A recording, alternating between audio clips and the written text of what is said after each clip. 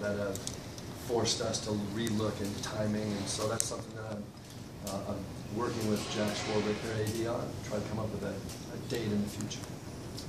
The Power Five, this is a chance for them to separate, but is this a chance for you to separate from the other schools in our Power Five and show, hey, we're a little bigger player than maybe some of you knew? You know, I think we can really separate, but it's more about internally what we want to do.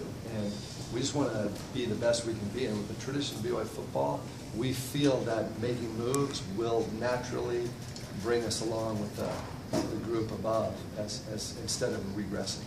What are some of the things you plan to do with this newfound autonomy that schools have been granted? Well, there's a lot of options. I think one of the things right off the bat is with feeding the student athletes. We feel that nutrition is an important part, and we'll work on that right off the bat.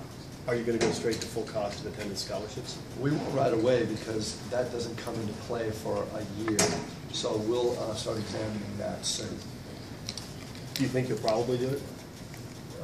We have to see kind of how other schools do it and how it's going to be determined, what the value, what the number will be, and if we need to be in the game with that competitively, we'll work to be there.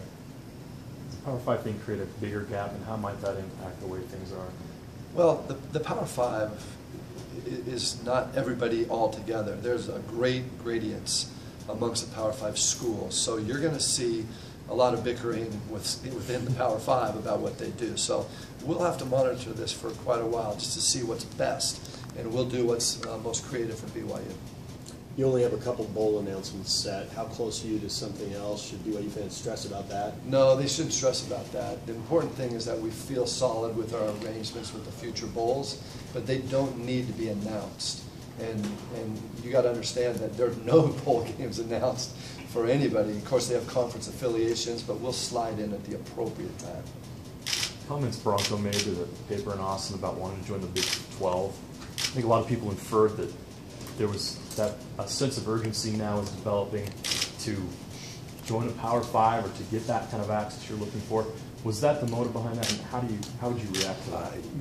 Bronco's motive is that he's competitive, and he wants his team to be playing the best teams possible so that his team can fight to be a national champion or to be a top 10 team or top 5 team. And you can only be there by playing those teams. So as an independent, we're trying to play those games. He feels that being in the Big 12 would be a great opportunity to enhance his opportunity for the team to be successful. So it wasn't a reaction like, oh no, the gap's widening, we got to make a move, we got to put our name out there, we got to be more aggressive? I don't believe so. You went into great detail there, and I know you're going to kind of summarize it here, but that detail was awesome. So if you could give us as much as you could about how involved conferences and teams are and how much they understand about everybody's pluses and minuses and what they can or can't bring to a league, and just how detailed. There's really nothing you explain because everybody understands the big picture. Well, this is the business of conferences and schools. That's why you have conferences, so they get together as universities to do their business.